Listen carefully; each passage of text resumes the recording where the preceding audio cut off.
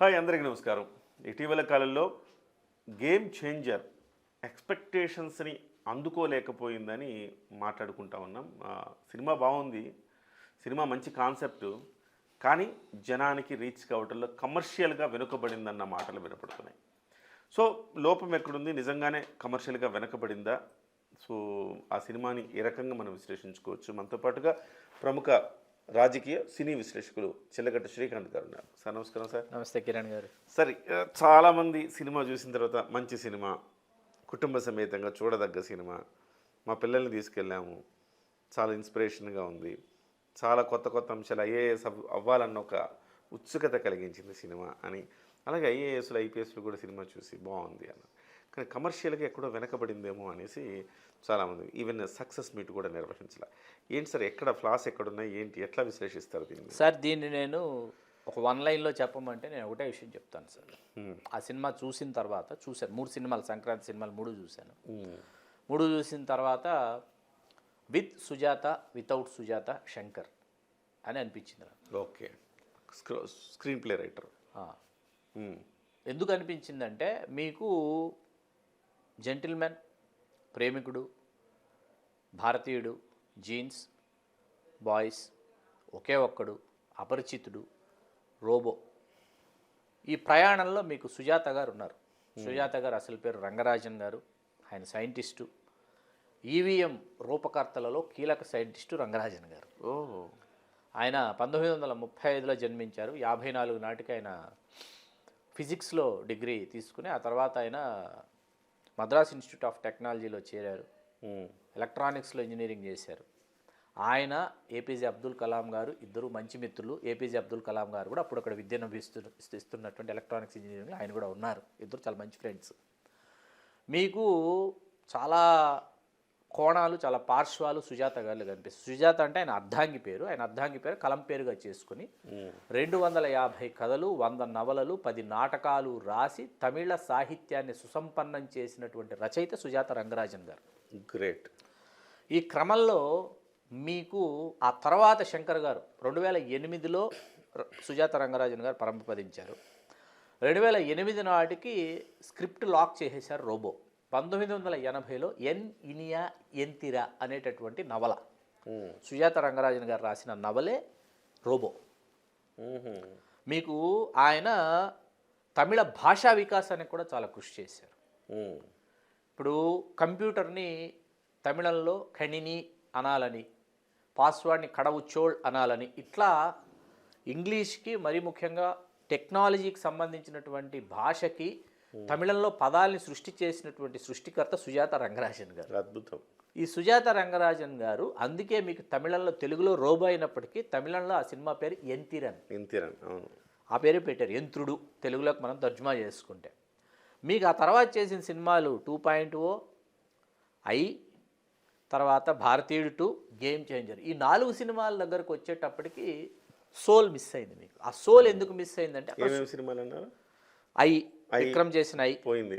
తర్వాత వచ్చేసి 2.0 రజనీకాంత్ గారు, అక్షయ్ కుమార్ గారు, తర్వాత భారతీయుడు 2, గేమ్ చేంజర్. సోల్ మిస్ అయింది. ఎందుకు సోల్ మిస్ అయింది అన్నానంటే, సోల్ అంటే ఏంటి అని మీరు అడగచ్చు. ఇప్పుడు జెంటిల్మెన్ బేసిక్ స్క్రిప్ట్ తయారు చేసుకుని శంకర్ గారు అప్పటికి సుజాత రంగరాజన్ గారి దగ్గరికి కమల్ హాసన్ గారు, తర్వాత వచ్చేసి మన మణిరత్నం గారు, వీళ్ళందరూ వెళ్ళి వాళ్ళు చేసుకున్నటువంటి స్క్రిప్ట్లు ఆయన వినిపించడం, కరెక్ట్ చేయించుకోవడం, ఇవన్నీ సుజాత గారి దగ్గర చేసుకుంటుంటే శంకర్ గారు కూడా వెళ్ళారు. వెళ్ళి, సార్ అసలు అద్భుతమైన బందిపోటు దొంగ సార్, ఈ బందిపోటు దొంగ చాలా తెలివితేటలతో, వ్యూహంతో దొంగతనాలు చేస్తూ ఉంటాడు, ప్రభుత్వ ఖజానాల్ని కొల్లగొడతా ఉంటాడు. అసలు జీప్ సార్, జీప్ వచ్చేసి రైల్వే ట్రాక్ మీద జీప్ ఇట్లా ఆకాశంలో ఎగిరి అటువైపు దూకుతుంది సార్, ట్రైన్ వెళ్తుంది సార్, ఇలా చెప్తున్నారు. అసలు అద్భుతం సార్, దొంగతనాలు ఎట్లా చేస్తాడంటే, బాగుంది, దొంగతనాలు బాగా తెలివితేటలతో చేస్తున్నాడు, ఎందుకు చేస్తున్నాడు దొంగతనాలు అని అడిగారు. దాంట్లో ఒక లైన్ కావాలి కదా. ఎందుకు అంటే, మీకు ఇక్కడ విషయం చెప్తా. తెలుగు సాహిత్య చరిత్రలో చిరస్థాయిగా నిలిచిపోయేటటువంటి నవల అసమర్థుని జీవయాత్ర. అసమర్థుని జీవయాత్ర రాసిన త్రిపురనేని గోపీచంద్ గారు ఆ నవలని వారి తండ్రి త్రిపురనేని రామస్వామి చౌదరి గారికి అంకితం ఇస్తా, ఎందుకు అన్న ప్రశ్న నేర్పినందుకు నాన్నగారికి అని అంకితం ఇస్తారు. ఎందుకు అన్నది అంత విలువైనది. అప్పుడు ఎస్సీ రిజర్వేషన్స్, ఆ రిజర్వేషన్స్ టాపిక్ ఏదైతుందో ఆ రిజర్వేషన్స్ అంశాన్ని జెంటిల్మెన్లకు తీసుకొచ్చింది సుజాత రంగరాజన్ గారు. మీరు అపరిచితుడు తీసుకుంటే గరుడ పురాణాన్ని బేస్ చేసుకుని గరుడ పురాణంలో ఉన్నటువంటి శిక్షల్ని నవీన సమాజంలో అమలు పరిస్తే ఎట్లా ఉంటుంది చేసినటువంటి తప్పులు కన్నది సుజాత రంగరాజన్ గారు. మీరు వేళ భారతీయుడు 1, భారతీయుడు 2 రెండు బ్యాక్ టు బ్యాక్ చూసామనుకోండి, భారతీయుడు 1లో మీకు ఆ సోల్ కళ్ళు మూసుకుంటే స్వాతంత్రోద్యమం మొత్తం ఒక సోల్. ఇప్పుడు లంచం ఇవ్వడానికి కూతురికి పడవలు వదిలిపెట్టాలి నదిలో అంటే 500 రూపాయల కాగితం ఇచ్చేటటువంటి తీసి 500 రూపాయల కాగితాలు పడవలు చేసిస్తాడు కమల్ హాసన్ సేనాపతి. లంచం ఇవ్వడానికి ఒప్పుకోడు. మీకు అర్థమైందా? లంచం ఇవ్వడానికి ఎట్టి పరిస్థితుల్లో ఒప్పుకోడు. అట్లాంటి ఇది సోల్. ఈ సోల్ మిస్ అయింది, ఆత్మ. మీరు కళ్ళు మూసుకుంటే మీరు బొబ్బిలిపులు చూస్తున్నారు, సర్దార్ పాపారాయుడు చూస్తున్నారు, అడవిరాముడు చూస్తున్నారు, వేటగాడు చూస్తున్నారు, శంకరాభరణం, ఒసే రాములమ్మ, పుష్ప 2, మీరు ఇట్లా కొన్ని సినిమాలు ఉన్నాయి, నరసింహనాయుడు, ఇవన్నీ చూస్తుంటే కళ్ళు మూసుకుంటుంటే ఇంద్ర, కళ్ళు మూసుకుంటే కళ్ళు మూసి తెరిచేలోపు ఆ పిక్చర్ కనిపించాలి, దానికి సంబంధించినటువంటి ఒక పోర్ట్రైట్ మిమ్మల్ని హాంట్ చేయాలి, వెంటాడాలన్నమాట. ఇది కదా సినిమా అంటే, ఇది కదా క్యారెక్టరైజేషన్ అంటే. ఒక ట్యాగూర్ చూస్తుంటే ఇట్స్ పోర్ట్రైట్ ఆఫ్ ఆ సోల్ ఉంటుంది అందులో. ఆ సోల్ మిస్ అయింది. శంకర్ గారు గొప్ప దర్శకుడు కాదా, టెక్నికల్గా అప్గ్రేడ్ అయినటువంటి డైరెక్టర్ కాదా అంటే అన్ని విషయాలు అప్గ్రేడ్ అయిన వ్యక్తి. ఇప్పుడు గేమ్ చేంజర్ దగ్గరకు వద్దాం. హీరోకు లక్షణం లేకుండా చేసేసాడు ఈ సినిమాలో. హీరో పాత్ర అతను అద్భుతంగా చేస్తున్నాడు, అద్భుతమైనటువంటి artist, extraordinary performer, more than method acting. Ram Charan అంటే మోర్ దాన్ మెథడ్ యాక్టింగ్. అతను ఫ్లాప్ సినిమాల్లో కూడా అతను బెస్ట్ పెర్ఫార్మెన్స్ ఇచ్చినటువంటి ఒక హీరో అతను. ఆరెంజ్ లాంటి సినిమాలు ఈవేళ అతని క్యారెక్టర్ చూస్తే రామ్ అనే పాత్ర, ఈ రామ్ చరణ్ ఇంత గొప్ప నటుడా అనిపిస్తుంది. ఈవేళ చూసినా మీరు ఆ సినిమా చూసినా, చూడని వాళ్ళని చూడమని చెప్తున్నా ఈ సందర్భంగా. ఆరెంజ్ సినిమా చూస్తే 3వ సినిమాకి మోర్ దాన్ మెథడ్ యాక్టింగ్ అంటారు దాన్ని, అతను పెర్ఫామ్ చేసినటువంటి పద్ధతిని. అటువంటి యాక్టర్ మీకు దొరికినప్పుడు మీరు ఎందుకు ఆ మట్టి ముద్దని మీరు శిల్పంగా చెక్కలేకపోతున్నారంటే, అతను తనను తాను అన్వయించుకుని ఆ పాత్రను చేస్తుంటే ఇతను రాసుకోలేదు. ఇక్కడ హీరోయిన్ కోసం ఐఏఎస్ అవ్వాలనుకుంటాడు, 6 మార్కుల్లో మిస్ అయింది, ఐపీఎస్ అయ్యానంటాడు. ఆ తర్వాత మళ్ళీ హీరోయిన్ కోసం నేను ఐఏఎస్ అయ్యానంటాడు. ఐఏఎస్ అయిపోయిన అతను అనుకోకుండా సీఎం అవ్వాల్సి వస్తుంది. సీఎం కాదు, మళ్ళీ నేను ఐఏఎస్ అయిపోయానంటాడు. ఐఏఎస్ అయిపోయిన వ్యక్తి మళ్ళీ ఇక్కడికి వస్తాడు, ఏది ఎలక్షన్ కమిషన్కి వస్తాడు. ఎలక్షన్ కమిషన్ నుంచి మళ్ళీ సీఎం అంటాడు. ఇక్కడికి ఇప్పుడు వద్దాం, గేమ్ చేంజర్కి వద్దాం. నేను అనుకోవడం ఈ పాత్ర ఏదైతే ఉందో ఎలక్షన్ కమిషన్ చైర్పర్సన్ ఏదైతే ఉందో ఆ పాత్రని నాకు తెలిసి సుజాత రంగరాజన్ గారి డిస్కషన్లో, సుజాత రంగరాజన్ గారి మాటల్లో టిఎన్ శేషన్ గారికి సంబంధించినటువంటి సంఘటనలు, టిఎన్ శేషన్ గారి వ్యక్తిత్వాన్ని ఆధారం చేసుకుని కొన్ని పాత్రలు కొన్ని సంఘటనలు అల్లుకుని ఉంటారు. ఆ సమయంలో ఈ పాత్ర బాగుంటుంది శంకరని సుజాత రంగరాజన్ గారు చెప్పడం ఏదో ఉంటుంది. టిఎన్ తిరునెల్లై నారాయణ అయ్యర్ శేషన్ 1990 డిసెంబర్ నుంచి 1996 డిసెంబర్ 11 వరకు సిఈసి చైర్పర్సన్గా ఉన్నటువంటి పర్సన్. అప్పటిదాకా ఎలక్షన్ కమిషన్ ఒకటి ఉంటుంది, ఈసీ అనేది ఒకటి ఉంటుంది. ఈసీ విధులు ఇవి, ఈసీ విధానాలు ఇవి అని భారతదేశానికి తెలియజెప్పినటువంటి వ్యక్తి టిఎన్ శేషన్ గారు. అప్పటిదాకా ఎలక్షన్ కమిషన్ ఉంటుందని ఎవరికీ తెలియదు, చాలామందికి తెలియదు. ఏ స్థాయికి వెళ్ళిపోయిందంటే అసలు ఆయన ధాటికి తట్టుకోలేక కేంద్ర ప్రభుత్వమే గడగడలాడిపోయి ఆయన అధికారాలను తగ్గిస్తూ ఎంఎస్ గిల్ గారిని, జీవీజీ కృష్ణమూర్తి గారిని జాయింట్ కమిషనర్గా వేసినా ఆయన తగ్గల. ఈ సమయాన్ని మించి మీరు ప్రచారం చేస్తే ఇంత ఖర్చుని దాటి మీరు ఖర్చు చేశారని నాకు తెలిస్తే మీరు ఎన్నికల్లో పోటీ చేయడానికి అనర్హులు అన్నాడు ఆయన. సౌండ్ సెట్ పెట్టుకోవాలి, మైక్ సెట్ పెట్టుకోవాలన్నా పర్మిషన్ కావాలన్న విషయం టిఎన్ శేషన్ గారు వచ్చిన తర్వాతే తెలిసింది. 94 ఎలక్షన్స్ నేను చేశాను. 94 ఎలక్షన్స్ నాకు బాగా గుర్తుంది. టిఎన్ శేషన్ గారికి భయపడిపోతూ ఎలక్షన్ కమిషన్ వాళ్ళు వస్తే ఈరోజు ఎలాగా అని చెప్పేసి, that is Seshan, TN Seshan. Okay, మీరు ఆ క్యారెక్టర్ తాలూకు ఇన్సిడెంట్స్ తీసుకుంటేనే ఒక అద్భుతమైన స్క్రిప్ట్ అయిపోతుంది. ఈయన తీసుకెళ్ళిపోయి అంజలి గారి పాత్రను తీసుకొచ్చాడు, ఆవిడ చాలా అద్భుతంగా పెర్ఫామ్ చేశారు, అది వేరే విషయం. తప్పెటగుళ్ళు తీసుకొచ్చారు, మైనింగ్కి వెళ్ళారు. తర్వాత చాలామంది పాపం అభిమానులకి ఆవిడ మెడ ఎందుకు వంకరగా ఉంటుందో అర్థం కావట్లా, ఒక్కసారి స్ట్రైట్ అయిపోతుంది. నేను సినిమా చూసిన తర్వాత ఏంటంటే ఆ హత్య జరుగుతున్నప్పుడు అప్పన్న పాత్రని అంతమొందిస్తున్నప్పుడు ఆవిడ ఆ భయభత్సాన్ని చూడలేక ఆ భయాందోళనలో ఆవిడ మెడల తిప్పినప్పుడు అది వంకర తిరిగిపోతుంది. అది రిజిస్టర్ కాల పాపం ఫ్యాన్స్కి కాలేదు. అవును, షార్ట్ రిజిస్టర్ కాల ఫ్యాన్స్. ఆ పిల్లవాడు అక్కడి నుంచి ఏ రకంగా నరేష్ దగ్గరికి వచ్చాడు. మీకు ఆ సన్నివేశం, ఇంకోటి తల్లి కొడుకుల మధ్య కూడా సన్నివేశం ఆవిష్కరించడంలో, ఎమోషన్ ఆవిష్కరించడంలో ఫెయిల్ అయిపోయారు. మీకు శ్రీకాంత్ గారు, తర్వాత మన రాజీవ్ కనకాల గారు ఈయన మర్డర్ చేసే సీన్ యాజ్ యమన్ అని ఒక సినిమా ఉంది, విజయ్ ఆంటనీ సినిమా. ఫస్ట్ ఫాదర్ని మర్డర్ చేసి same scene as it is scene, ఏది లొకేషన్తో సహా మీరు వేళ చూడొచ్చు యమన్ సీన్, సేమ్ ఆ పక్కన ఉన్న వాళ్ళే చేస్తారనమాట. మీకు నత్తి పెట్టారు తీసుకొచ్చి అప్పన్నకి, నత్తి పెట్టేటప్పటికి ఏమైంది, ప్రతి ఒక్కరు ఆపద్ బాంధవులు చిరంజీవి గారిని కంపేర్ చేసుకుంటూ చూస్తున్నారు అనమాట. చిరంజీవి గారు బాగా చేశారు, రామ్ చరణ్ బాగా చేశాడా, ఇప్పుడు కంపారిజన్ ఎప్పుడైతే వస్తుందో, కంపారిజన్ వచ్చిన దగ్గర నుంచి ప్రాబ్లమ్స్ వస్తాయి. అలా సుజాత రంగరాజన్ గారి లేని లోటు శంకర్ గారికి మాత్రమే కాదు, మణిరత్నం గారికి కూడా బాగా తెలిసి వచ్చింది. అంతే కదా, ఆయనకు కూడా అక్కడ ఆయన కూడా చాలా అద్భుతమైన సినిమాలు, యువ కావచ్చు, దిల్సే కావచ్చు, అమృత కావచ్చు, ఇవన్నీ కూడా అక్కడ దొంగ కావచ్చు, రోజా కావచ్చు, ఇవన్నీ సుజాత రంగరాజన్ గారు పక్కన కూర్చుని ఇక్కడ తప్పు చేస్తున్నావు, ఇక్కడ నుంచి ఇక్కడ ఇట్లా డ్రైవ్ చేయాలని పక్క నుండి నేర్పించిన వ్యక్తి సుజాత రంగరాజన్ గారు. ఆయన లేని లోటు స్పష్టంగా, అంటే ఇక్కడ ఏమంటారంటే కిరణ్ బ్యాక్ టు బేసిక్స్ అంటారు. నీ తొలినాళ్లలో నువ్వు మాట్లాడిన మాటలు, నీ తొలినాళ్లలో నువ్వు సంచరించినటువంటి ప్రదేశాలు, నీ తొలినాళ్లలో నువ్వు స్ఫూర్తి పొందినటువంటి వ్యక్తులు, సంఘటనలు, భావాలు, పుస్తకాలు, ఇవన్నీ ఏంటంటే ఇవన్నీ మళ్ళీ ఒకసారి నువ్వు తరచి చూడాలన్నమాట. తరచి చూసినప్పుడు మళ్ళీ గొప్ప అద్భుతాలు ఆవిష్కారం అవుతాయి. ఇక్కడ వీళ్ళు స్టక్ అయిపోయారు. ఇప్పుడు తాజాగా రామ్ గోపాల్ వర్మ స్టక్ అయిపోయారు. అవును, సత్య చూసిన తర్వాత కన్నీళ్లు పెట్టుకొని నేను ఇంకా మంచి సినిమాలు తీస్తా అన్నా అంట. అంటే బ్యాక్ టు బేసిక్స్ అంటే, అవును, బ్యాక్ టు బేసిక్స్. ఆ రోజు చూసిన ఇంత గొప్ప సినిమాలు తీసింది నేనే కదా, ఇట్లాంటి ఇంత చౌకబారు వ్యవహారాలు చేస్తున్నానని అతనికి గిల్ట్ వచ్చింది అనమాట.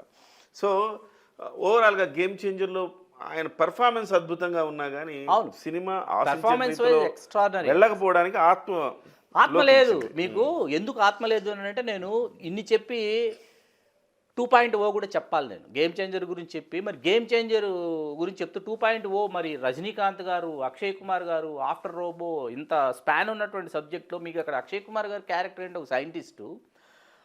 పక్షులు పలానా సమయానికి పలానా ఋతువులో రావాల్సినటువంటి పక్షులు ఈ సెల్ ఫోన్ రేడియేషన్ వల్ల రాలేకపోతున్నాయి, దానివల్ల ప్రకృతి అసమతుల్యతకు గురవుతోందని చెప్పేసి అతను తిరగబడతాడు. తిరగబడిన తర్వాత ఏమవుతుంది, మనము ఆ పాత్ర మీద మనకు సింపతి వచ్చి మనం అక్షయ్ కుమార్ పాత్రతో మనం జర్నీ చేస్తుంటే, రజనీకాంత్ గారు వచ్చి అక్షయ్ కుమార్ గారి పాత్రతో ఫైట్ చేస్తుంటాడు ఈ పోరాట ఎదురులాగా. డిస్కనెక్ట్ అయిపోతారు. కరెక్ట్, అది వాస్తవం కదా. అంటే సోల్ ఇప్పుడు మీకు ఇక్కడ ఈ మెడవంకరగా తిరిగిందన్నది అంజలి గారిది, అట్లాగే ఈ సైడ్ సత్యం పాత్ర మీకు సునీల్ గారు, మీరు వైకల్యాన్ని ఫిజికల్లీ ఛాలెంజ్డ్గా ఉన్నటువంటి పర్సనాలిటీస్ చేత మీరు కామెడీ చేయించకూడదండి. On screen or off screen చాలా దారుణమైనటువంటి విషయం అది. ఎట్టి పరిస్థితుల్లో వాళ్ళు ఆ వైకల్యంతో వాళ్ళు ఎంత బాధపడుతుంటారో, వాళ్ళు ఎంత ఆవేదన చెందుతుంటారో వాళ్ళకే అర్థమవుతుంది. దాని చేత కామెడీ చేయిస్తున్నాడు ఆయన. మీకు అర్థమవుతుందా? అంటే ఆ సునిశితత్వం అంటారే అది పోయింది. ఇంత ఖర్చు పెట్టేయాలి, ఇంత తీసుకొచ్చేయాలి, ఇంతమంది ఆర్టిస్టులు ఉండాలి, ఇంత గ్రాండియర్గా ఉండాలి, ఇంత లావిష్గా ఉండాలి, ఇన్ఫ్రారెడ్ కెమెరా తీసుకొచ్చి ఆ పాట తీయాలి. తీసిన పాట 15 కోట్లు పెట్టి తీసిన పాట మరి నువ్వు వేయలేదు? లేదు కదా. తర్వాత ఎప్పుడో నేను పెట్టానంటే అప్పుడు ఓపిక లేదు, అభిమానులకే లేదు తర్వాత వెళ్ళడానికి ఓపిక. కాదండి, నాకు ఒకటి అర్థం కాలేదు. ఈయన మళ్ళీ తమిళ్లో ఒక ప్రెస్ మీట్లో మాట్లాడుతూ నేను 5 గంటలు తీసా cinema. This is also very good question Kiran గారు. ఓకే, 5 hours ఎందుకు తీయమన్నారు? ఎవరు తీయమన్నారు? ఇప్పుడు ఇక్కడ మనకి మనం ఎక్కడికో వెళ్ళిపోతున్నామని అనుకోకపోతే కేవీ రెడ్డి గారిని ఒక డైరెక్టర్ ఉండేవారు. ఆయన స్క్రిప్ట్ రీడింగ్, డివి నరసరాజు గారు లేకపోతే పింగళ నాగేంద్రరావు గారు, ఆయన ఆస్థాన రచయితలు, వీళ్ళతో స్క్రిప్ట్ రీడింగ్ చేసేటప్పుడు కేవీ రెడ్డి గారి స్టైల్ ఏంటంటే స్టాప్ వాచ్ పెట్టుకుని స్క్రిప్ట్ రీడింగ్ స్టార్ట్ చేసేవాడు. హీరోని క్రీగంట చూసింది, హీరో కూడా హీరోయిన్ క్రీగంట చూశాడు, ఇరువురి కనులు కలుసుకున్నాయి, ఇరువురి పెదవులపై చిరు దరహాసాలు వెళ్ళి విరిశాయి అని చదువుతున్నారు అనుకోండి పింగళ నాగేంద్రరావు గారు, డివి నరసరాజు గారు. ఈయన బ్యాక్గ్రౌండ్ మ్యూజిక్ని ఊహించుకుంటూ షార్ట్ బై షార్ట్ ఎంతసేపు తీస్తానో టైం నోట్ చేసుకునేవారంట. అక్కడ టైం నోట్ చేసుకుని దాని పక్కన ఎన్ని అడుగుల ఫుటేజ్ వస్తుందో రాసుకునేవారంట. రాసుకొని వేస్టేజ్ ఎంత వస్తుందో రాసేవారంట. రాసి ఇన్ని క్యాన్స్ ఫిలిం కావాలి, మనం ఇన్ని క్యాన్స్ ఫిలింలో ఇంతే సినిమా తీస్తున్నామని చెప్పేవారంట కేవీ రెడ్డి గారు. ఒక అవుట్డోర్కి వెళ్ళారనుకోండి, ఒకసారి ఇది నిజంగా జరిగింది, యథార్థంగా జరిగినవి చెప్తున్నాను. అవుట్డోర్కి వెళ్ళి ప్యాకప్ అయిపోయి షూటింగ్ వెళుతుంటే ముందర వచ్చేసి ఎన్టీ రామారావు గారు, బి సరోజాదేవి గారు ఎవరు ఉన్నారు, వెనకాల మార్కస్ బార్ట్లే గారు, వెనకాల కేవీ రెడ్డి గారు కారు. ఎన్టీ రామారావు గారు, బి సరోజాదేవి గారు ఇలా ఆగిపోయి ఒక లొకేషన్ దగ్గర అద్భుతం, అమోఘం, ఆహా ఓహో అనుకుంటుంటే మార్కస్ బార్ట్లే గారు కూడా ఆగారంట. సినిమాటోగ్రాఫర్ కదా. ఆయనది what mister Ramarao what are you doing here అంటే అద్భుతం సార్ లొకేషను ఇందాక తీసింది ఇక్కడ తీస్తే ఇంకా భలే ఉంటుంది అంటే ఎస్ మిస్టర్ రామారావు చాలా బాగుంది అంటున్నారు మార్కస్ బాట్లీ గారు. కేవీ రెడ్డి గారు వచ్చారు, ఆయన కారు ఆగింది. ఏంటి అందరు ఇక్కడ ఏం చేస్తారంటే భలే ఉంది కదా లొకేషన్ అంటే ఎస్ మిస్టర్ బాట్లే అని చెప్పి ప్రొడక్షన్ మేనేజర్ని పిలిచి ప్లీజ్ నోట్ దిస్ లొకేషన్ అన్నారంటే కేవీ రెడ్డి గారు. అంటే వాడు నోట్ చేసుకున్నాడంట. రామారావు గారు వచ్చి రామారావు గారి భయం కేవీ రెడ్డి గారిని హెడ్ మాస్టర్లుగా సార్ మరి మనం ఇందాక చేసిన సీను ఇక్కడ భలే ఉంటుంది సార్ తీస్తే ఇందాక అంటే నెక్స్ట్ సినిమాలో తీద్దాం పదండి అన్నాడంట. అయిపోయింది, ఆ సీన్ తీశారు. It's over. నో వేస్టేజ్ ఎందుకు తీయాలి, అయిపోయింది. నాకు ఓకే, డైరెక్టర్కి ఓకే, అవును, నువ్వెవరు చెప్పడానికి. అయితే ఇప్పుడు తాజాగా సార్ ఇంతెందుకు తాజాగా సంక్రాంతి సినిమానే సంక్రాంతికి వస్తున్నాంలో అనిల్ రావు ఇప్పుడు చెప్పినట్టు గుర్తు నాకు ఎక్కడో సీన్ బై సీన్ పెద్ద ఎడిటింగ్ లేకుండా ఇంత నిడివి రావాలంటే అంత నిడివి షూటింగ్ చేసి పడేశారంట. ఇంకా ఎక్కువ కట్ చేయడానికి కూడా లేదు అక్కడ. అంత పర్ఫెక్ట్గా స్క్రీన్ ప్లే పెట్టుకొని ఏదో 3 గంటలు 4 గంటల సినిమా తీసేసి దాన్ని గంట సేపు కోయడం కాకుండా ఒక 10 నిమిషాలు అటు ఇటు కోసేలాగా మంచి పర్ఫెక్ట్గా తీసుకున్నామని చెప్పాడు సార్. ఇప్పుడు అట్లాంటి రోజుల్లో నేను దాన్ని ఏమంటున్నానంటే మనం కోవిడ్ టైంలో ఓటీటీలో దాదాపు అందరి హీరోలు మన హీరోలు ఓటీటీలో వెంకటేష్ గారు కూడా నారప్ప ఇవన్నీ ఓటీటీలోనే చూసాం. ధనుష్ గారు చాలా సినిమాలు వచ్చినాయి.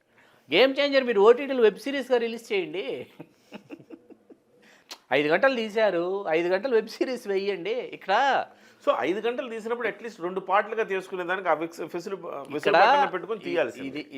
ఇది ఇక్కడ పోలిక తీసుకురావడం సమంజసం కాదో నాకు తెలియదు కానీ ఫైనల్ కట్ పుష్ప 2 కూడా 3 గంటల 50 నిమిషాలు వచ్చింది. 350. వాళ్ళకి ఏం చేయాలో అర్థం కాల, టైం లేదు, డేట్ ఇచ్చేసారు, డేట్ లాక్ చేసేసారు, వెళ్ళిపోవాలి రిలీజ్కి. మీకు అర్థమవుతుందా? 25 మినిట్స్ మీకు కట్ చేసేసారు. 325 ఇచ్చారు.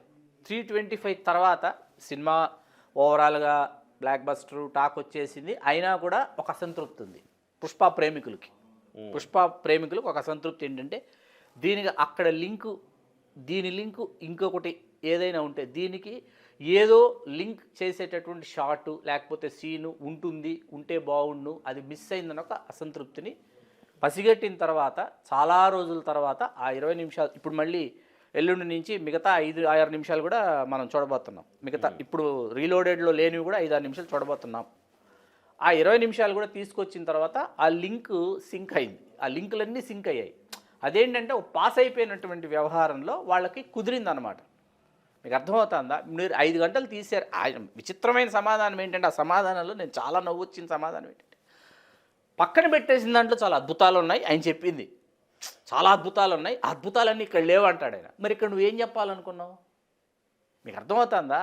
నిజంగా మీరు 2 పార్ట్లు తీసుకుంటే ఫస్ట్ హాఫ్ వరకు ఒక పార్ట్గా కొంచెం మంచి లెంత్ తీసుకుని ఫస్ట్ పార్ట్ వరకు బాగా ఇంట్రెస్టింగ్ ఉంది. ఫస్ట్ పార్ట్ అప్పన్నతో క్లోజ్ చేసి ఫస్ట్ పార్ట్ అప్పన్న వచ్చిన తర్వాత ఆపేసి అప్పన్నతో మీరు సెకండ్ పార్ట్ ఓపెన్ చేస్తే ఇంకొక కథ అవుతుంది, ఇంకొక కథ అయ్యేది కదా. సో అటు ఇటు కాకుండా తీసుకుని దాని అంత కట్ చేసాం ఇంత కట్ చేసామని ఈ రకంగా ఒక దర్శకుడు మాట్లాడడం అనేది కూడా కరెక్ట్ కాదు. సో ఓవరాల్గా శంకర్ అవుట్డేటెడ్ అయిపోయాడు అనుకోండి. ఆయన అప్గ్రేడెడ్ అండి అందరికంటే మించి. ఇక్కడ అయినా కూడా నేను ఎందుకు చెప్తున్నానంటే ఆయన్ని కొంతమంది వ్యక్తులు కొట్టి పలకరిస్తారు, ఇంకొంతమంది వ్యక్తులు తట్టి వెళ్ళిపోతారు అనమాట. అలా కొట్టి పలకరించే వాళ్ళు ఆయన పక్కన లేరు, తట్టి వెళ్ళిపోయేవాళ్ళు ఆయన పక్కన లేరు. మిమ్మల్ని వార్న్ చేయాలి. మీరు రాస్తున్నటువంటి కథలోనో మీరు తయారు చేసినటువంటి పాత్రలోనో ఔచిత్యం దెబ్బతింటున్నా లేకపోతే పాత్రలో ఔన్నత్యం లేకపోయినా లేకపోతే సంఘటనలో బలం లేకపోయినా ఇలా అని చెప్పగలిగినటువంటి వాళ్ళు, జడ్జ్ చేసేటటువంటి వాళ్ళు, వార్న్ చేసేటటువంటి వాళ్ళు లేరు వీళ్ళ చుట్టూ అన్నది మనకు అర్థమవుతుంది. దానికి 100 కోట్ల రూపాయలు మన నిర్మాతలు ఖర్చు పెట్టి ఇన్ని సంవత్సరాల సమయం రామ్ చరణ్ లాంటి హీరో ఆఫ్టర్ RRR చాలా సమయాన్ని వృధా చేసుకున్నారు. ఖచ్చితంగా రేపు రాబోయే బుచ్చిబాబు సినిమా, ఆ తర్వాత సుకుమార్ గారి సినిమా గురించి నేను ఇప్పుడే మాట్లాడాను కానీ బుచ్చిబాబు సినిమా మాత్రం చరిత్ర సృష్టిస్తుంది. రామ్ చరణ్ బుచ్చిబాబు సినిమా మాత్రం ఖచ్చితంగా తెలుగు సినిమా చరిత్రలో సువర్ణాక్షరాలతో లిఖించేటటువంటి ఒక సినిమా, ఒక అధ్యాయం. ఎట్లా చెప్తున్నారు అంతే, నేను చెప్పానుగా, రాసుకోండి వేళ. మళ్ళీ రంగస్థలం లుక్కి వెళ్ళిపోయారు రామ్ చరణ్ గారు. గడ్డము అదంతా కూడా sports drama, powerful sports drama from Uttarandhra. మీకు సాయిల్లో నుంచి వచ్చిన కథలు ఎప్పుడు గొప్పగా ఉంటాయి కిరణ్. కోడి రామూర్తి నాయుడు కథ కాదండి, నాకు తెలుసు. కోడి రామూర్తి లేదు కాదండి, ప్రస్తావన ఉంటుంది. ఆ ప్రాంతంలో జరుగుతున్న కథగా వాళ్ళు తీసుకున్నారు. కానీ ఎక్కువ మంది క్రీడాకారులు, మరీ ముఖ్యంగా మన వ్యాయామ కళకి సంబంధించినటువంటి ఎక్కువ మంది కుస్తీకి సంబంధించినటువంటి యోధులు మల్ల యోధులు ఎవరైతే ఉన్నారో వాళ్ళందరూ వీరఘట్టం ప్రాంతం నుంచి వచ్చారు. శ్రీకాకుళం జిల్లాలో కోడి రామూర్తి నాయుడు గారి బర్త్ ప్లేస్ ఏదైతే ఉందో వీరఘట్టం నుంచి వచ్చారు. ఆ వీరఘట్టం నుంచి ఒక స్పోర్ట్స్ డ్రామా చెప్తున్నారు వాళ్ళు. చాలా హోంవర్క్ చేశారు. నాకు బాగా తెలిసినటువంటి రచయితే దానికి ప్రకాష్ తోలేటి, ఆయన దానికి పనిచేయడం జరిగింది. ఖచ్చితంగా అది బుచ్చిబాబు గారు స్క్రీన్ మీదకి మాత్రం నో డౌట్ నెక్స్ట్ లెవెల్ అంతే. Okay okay. అయితే అంటే అది కూడా పాన్ ఇండియా అవుతుందా? ఖచ్చితంగా అవుతుంది. అంటే లోకల్గా మట్టి వాసనతో ఉండే సినిమాలు పాన్ ఇండియాలో రాణించగలుగుతాయా? రాణిస్తాయండి. మరి సుల్తాన్ మరి ఏ సినిమా, దంగల్ ఏ సినిమా, yes. మరి రెండు మట్టి వాసన గుబాళించినటువంటి సినిమాలే కదా. అవును, హర్యానా ప్రాంతం నుంచి వచ్చింది. Right sir, thank you very much. Thank you. చాలా మంచి విషయాలు చెప్పారు. నిజంగా కూడా రామ్ చరణ్ గారి కెరీర్లో చాలా విలువైన ఒక 3 సంవత్సరాల సమయాన్ని దీనికి వెచ్చించారు. కానీ అనుకున్నంత ఆయన అద్భుతంగా నటించిన అనుకున్నంత ఆశించినంత రిజల్ట్ రాకపోవడం ఒక ఇంత బాధాకరమైన. నెక్స్ట్ డెఫినెట్గా ఆర్సీ తోటి ఒక మంచి కబురు కూడా చెప్పారు శ్రీకాంత్ గారు. ఆర్సీ మాత్రం సువర్ణాక్షరాలతో లిఖించదగ్గ సినిమా అవుతుందన్నారు. ఇది మాత్రం ఫ్యాన్స్కి గూస్ బంప్స్ వచ్చే వార్త. నమస్తే.